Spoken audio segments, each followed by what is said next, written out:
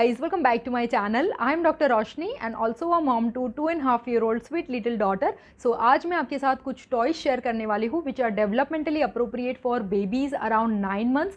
9 महीने पर बच्चे बहुत ही एक्टिव हो जाते हैं और उन्होंने अब इंडिपेंडेंटली बैठना सीख लिया है. आप ऑब्जर्व करोगी कि उनको अब आपके घर के जो कॉमन ऑब्जेक्ट्स है सभी चीज़ों को एक्सप्लोर करना बहुत अच्छा लगता है. वो किचन में अगर बैठे हैं तो आपके लोअर कैबिनेट्स या ड्रॉर्स को वो खोलने की कोशिश करेंगे. So they are now focusing on their opening closing skills.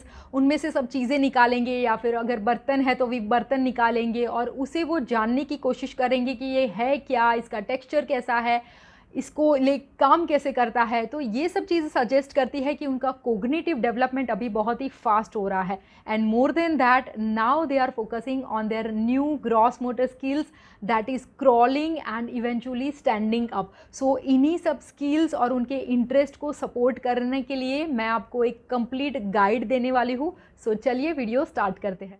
So first is to provide them a good quality xylophone. It's a kind of musical toy या you can say instrument for babies and toddlers. इसमें metal के bars आते हैं and it comes with 2 mallets. तो यही एक time है जब बच्चे स्पून को पकड़ना सीख रहे होते हैं. So they love to hold the mallets and you know when they bang it on xylophone it creates a nice sound.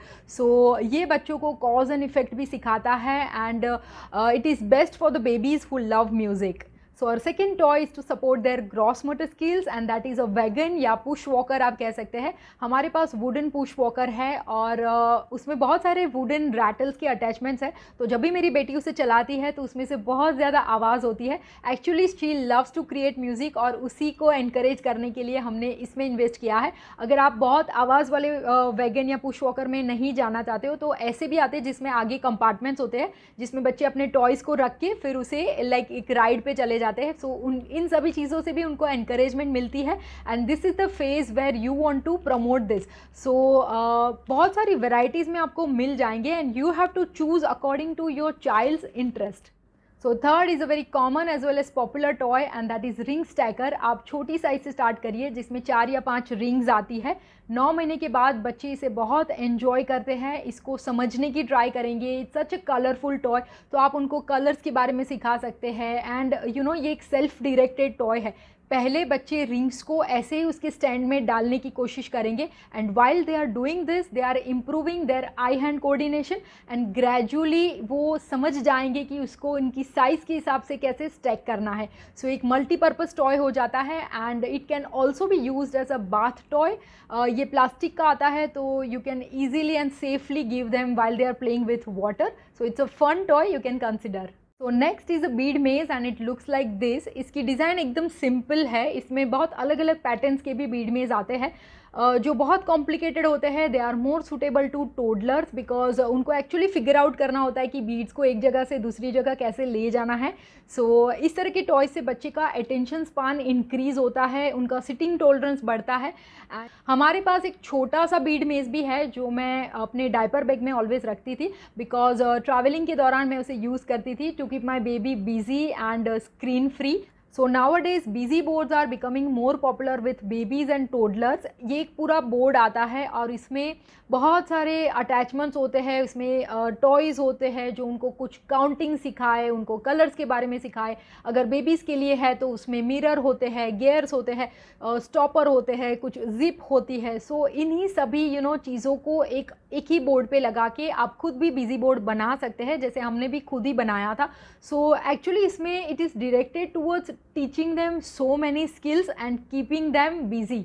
So busy board आप देख ले, अमेज़ॉन पे बहुत सारे मिलते हैं एंड अगर आपको कस्टमाइज़ बनवाना है तो आप खुद भी अपने कारपेंटर से अपने बच्चे के इंटरेस्ट के हिसाब से सब चीज़ें उसमें ऐड करके बना सकते हैं. So next is variety of stacking toys and babies love to play with it. शुरू में वो 2 चीज़ों पर फोकस करते हैं. एक तो उसको रिमूव कैसे करना है और उसको बैंग करके आवाज़ कैसे करनी है. उसे थ्रो करने में भी उनको बहुत इंटरेस्ट रहता है. सो ये अल्टीमेटली एक ओपन एंडेड टॉय है. Eventually your toddler will also learn a lot of things like वो उसे स्टैक करेंगे, उसकी साइज़ के बारे में, कलर के बारे में.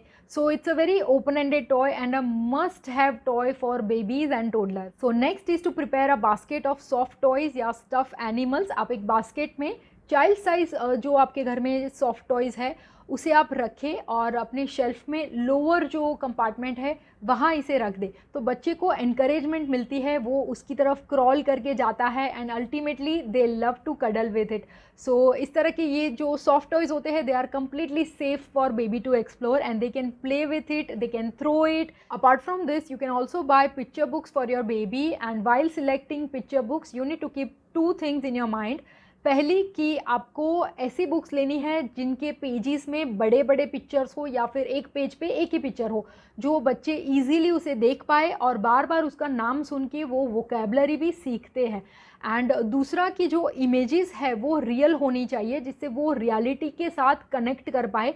बहुत कार्टूनिश या लाइक फिक्शन वाली फेरी टेल्स वाली बुक्स को यूज़ ना करें।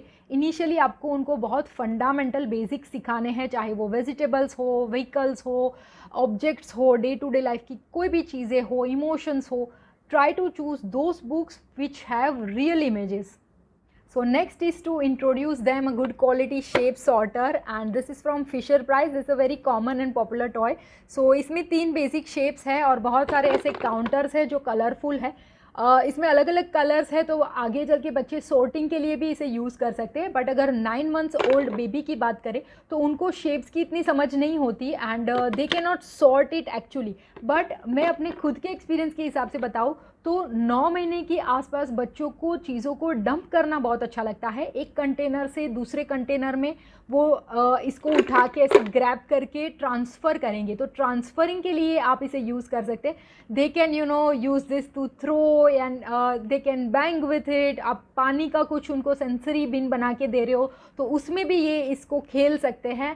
एंड जितना ज़्यादा वो देखेंगे, खेलेंगे एंड आपके द्वारा ये सब इनके नाम सुनेंगे, उतने अच्छे से वो शेप्स के बारे में सीख लेंगे। So you can have this kind of shape sorter. अगर आपको ये वीडियो अच्छा लगा हो, यूज़फुल लगा हो, तो इस वीडियो को लाइक एंड शेयर ज़रूर करना।